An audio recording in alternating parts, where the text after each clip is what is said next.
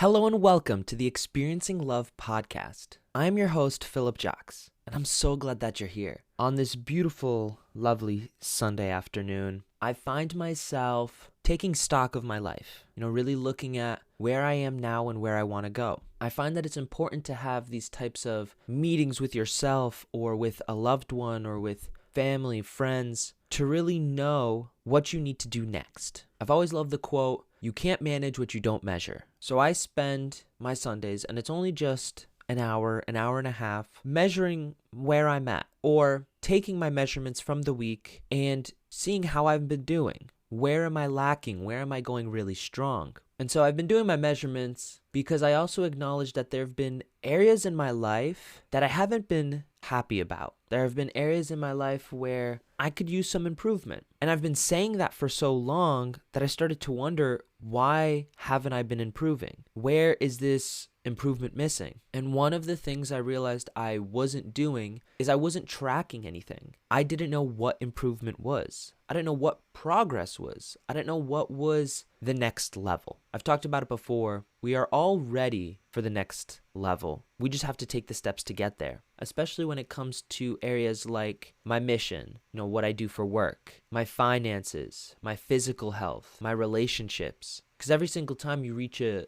new level, another new level on top of that appears. An even better quality of that area appears. So while I'm really happy about many areas of my life, I know that there is more. And I'm called to get more. I'm called to achieve more. Because the more that I can achieve, the more I can help other people do the same. So I decided a bit last week that I need to start measuring these things. And I'm sure a question is running through your mind, as it did mine. What do I even measure? How do I measure? And I'll be honest, I didn't know it at first. And so I turned to the very heavenly tool called the internet, and now more specifically, ChatGPT and AI. I went to AI and I asked it these questions, these types of questions. I want to improve this area of my life, call it relationships. What are some metrics that I can track on a weekly basis so that I know that I am going in the right direction? And lo and behold, it gave me a nice long list of different things that I could track. And I could pick and choose which ones I did. It could be something as simple as, how many times this week have I reached out to family and friends? How many times this week have I introduced myself to a stranger? How many times this week have I had a meaningful conversation with a new friend? Things like that. And I could do that with every single area of my life. And I currently split my life into 7 areas. The first area I'm starting with, especially today, is my physical body. And while yes, that has to do with how I look, it also has to do with how I feel. Am I nourishing my body correctly? Am I giving it enough sleep? Am I giving it enough vitamins and minerals and nutrients? Am I giving it the maintenance that it needs to perform at its highest level? Am I exercising? So I spent my time today just looking at what my life has been like. I've decided that in total, out of a scale of 1 to 10, my physical body's at a 5. I'm in good shape. And I know that I can eat better. I know that I can eat more consistently. I know that I could exercise more often. So I took stock of where I was at and decided, let me figure out what are some small changes to make. Nothing radical, nothing crazy, nothing that might overwhelm me, but something small that I can do this week and for the next couple weeks to make it a new habit. So for instance, I wrote down that I rock climb twice a week and I go on walks maybe 3 times a week. So I changed that to, I want to still rock climb twice a week, but I also want to run at least once a week. And I want to go on walks 4 times a week. When it comes to eating, I wrote down that I used to eat 1 to 2 big meals a day. I want to switch that to 2 to 3 smaller meals a day. And I want to add veggies to my breakfast and my dinner. I want to do it to at least one of those meals every day. And when it comes to sleep, I want to keep doing what I'm doing, because it's also important to recognize and acknowledge when you're doing something right and to keep doing that. And so rather than just look at all the areas that I might be lacking, I decided to also say, all right, I get a lot of sleep and I want to make sure I keep getting that sleep, because I know that when I'm tired throughout the day, I don't perform as well. My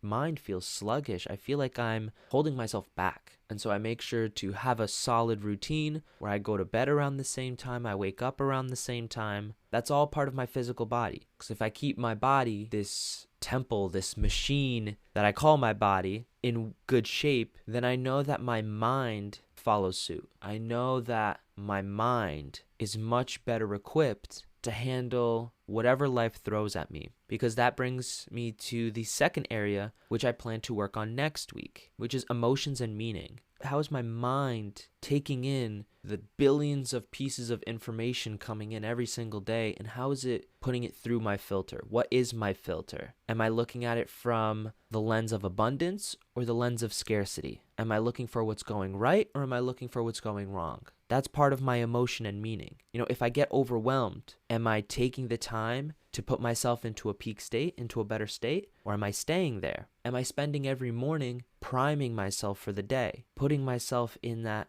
beautiful state where my mind is ready to tackle anything and everything? And so what I also want to clarify is that I'm only working on one area of my life at a time. The 7 areas are physical body, emotion and meaning. The third one is relationships. Then it's time. Then it's my mission, my life mission. Then it's my finances. And then it's celebration and contribution. I only spend those 90 minutes every Sunday looking at one area at a time, because I also acknowledge that I need to let some of these things sink in, and it takes time. And it might not be that in a single week everything goes right and I'm ready to improve my physical body again week after week after week. But if you follow this pattern of every single week working on one area, then by the end of the year, you'll have worked on every single area at least 7 times. So imagine that, comparing it to a New Year's resolution, which is at the beginning of the year, you take stock of every single area of your life, you decide what's not working, and then you decide on a couple things to change. And then a vast majority of people don't stick through and commit with their changes, and they only re-examine themselves next year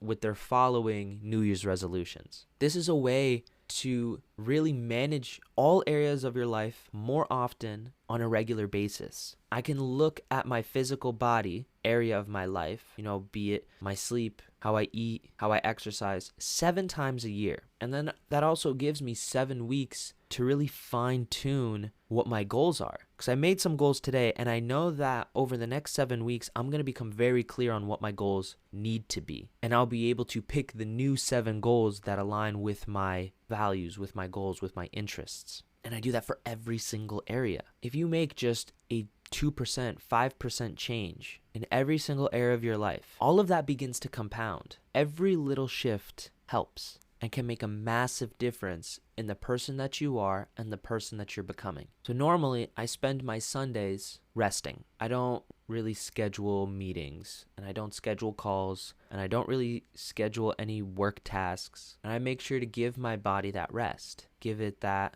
ability to soak in the week and prepare for the next week. I make sure to fill my Sundays with things that fill me up, that make me happy, that remind me of why I'm doing what I'm doing. It's not a day for me to just throw it away and do some random junk that ultimately drains me. It's to reset, recalibrate, and move forward. So if you're out there and you're listening to this episode, I really do encourage you to reach out to someone. Have them keep you accountable. If you want that to be me, please reach out and I'd be happy to help you with this. Just know that there's a lot of value in deciding to measure so that you can manage your life. Life is happening for you, not to you. Don't let your circumstances dictate the quality of your life. Let the quality of your life dictate your circumstances. I hope you have a wonderful rest of your day. You deserve every bit of joy and gratitude that you have, and I cannot wait to see you in the next one. I love you.